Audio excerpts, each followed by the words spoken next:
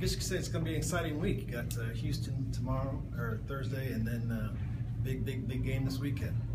You talk about the mood at Moody. Well, we got a game Thursday.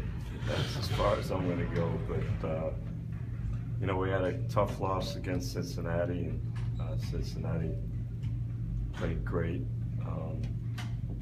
But we were able to bounce back against a quality team, and that was something that we're all excited about. And just understand we got to validate that win because we're playing a rival team that is capable of beating just about anybody. And hopefully we'll be ready to play. But you know, players were excited after the Tulsa game. I gave them 2 days off, which never really happens, but you know, hopefully we'll be ready on Thursday. Cannon is, I would think, you think too, he's played well the last couple of games. Can you talk about his emergence and kind of what it means? Well, he's vital for us. You know, Ben's been struggling a little bit, but I think Ben will be fine. But you know, now so many of the games we have left are against quality opponents in our league, so we're gonna need everybody. And it was kind of funny. We were eating our pregame meal, and we showed the Tulsa game from 2 years ago at their place, and he had a career game, and I think he kind of duplicated that on Saturday. Coach Pop scored his 1,000th win. You have like 1,300 something. Was 1,000 a big deal for you? I have way more than 1,300. But every win's big for me. But the fact that Pop did it is really meaningful because he's as good as it gets.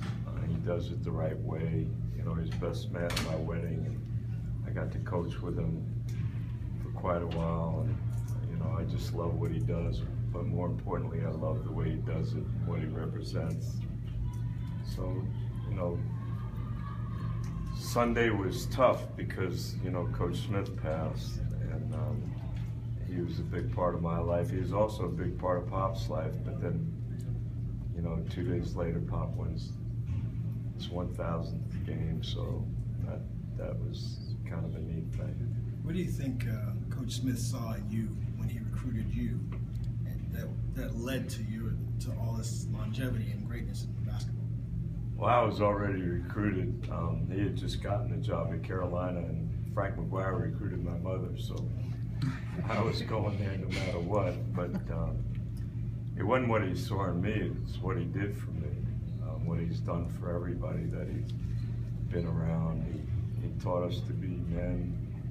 He taught us the importance of giving back and trying to be responsible. He's the greatest teacher, you know, not only on the court, but off the court. And the neat thing, you know, Sunday was really tough when Roy Williams called me up and told me early Sunday morning what had happened. I wasn't doing very well, and then I started to read and listen to all the wonderful things said about him, that I just felt so fortunate that he was a big part of my life. And not a day goes by that I don't think about him.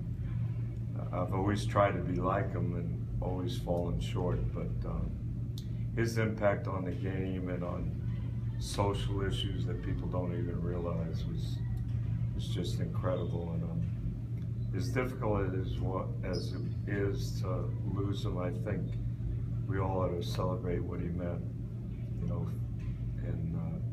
And I'm not alone. It's funny, all the things I say about him, I just hear everybody that's been lucky enough to be around him saying the very same things.